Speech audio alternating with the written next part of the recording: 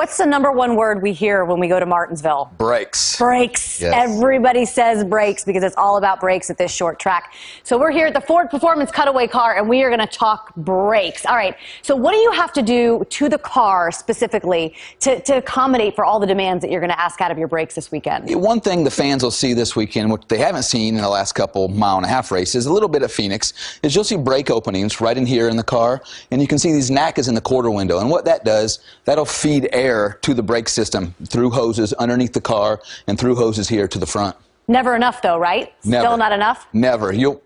What you'll see is, what you'll see in a lot of these cars is red hot rotors. I think we have a clip of some red hot rotors. Yeah, we do. A car on the racetrack shows you what it looks like. You'll see this, especially at night races. You know, you can really see those rotors getting hot at some short tracks.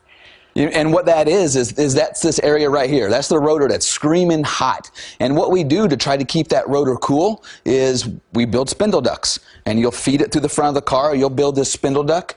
And on this spindle duct, you can see here, it's usually made out of carbon fiber. It'll take direct air. It'll cool both the rotor and the caliper. Very important, expensive things that we add to try and stop these things in 500 laps. It's your job to try to get these things as much air as possible. What can a driver do inside the race car to maybe take some pressure off of them? Well, he's going to say it's my fault. Good handling race cars are easy on the brakes, but certain drivers are easier on brakes than others. Certain driving styles are get on the brake and then get off of it. And what you want is a car that can rotate kind of that 1/3 mark, so the driver can get off the brake pedal, let it rotate, and then it'll have a longer to cool them and less friction on the rotor to make it hot, like you can see in the video. What happens when these brakes start to fail in the race? What is the driver feeling? Well, the driver is feeling a long pedal. What happens is he goes down the straightaway, and every driver about to start finish line will kind of pump it once to make sure it's there.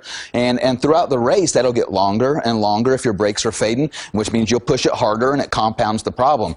A failed brake system at Martinsville doesn't mean you'll go from 5th to 20th. It means you'll go from 5th to in the garage area loading it up. That's what I read. I read somewhere that you're not going to win a race because of brakes, but you can absolutely lose a race because of brakes at Martinsville. Makes them miserable.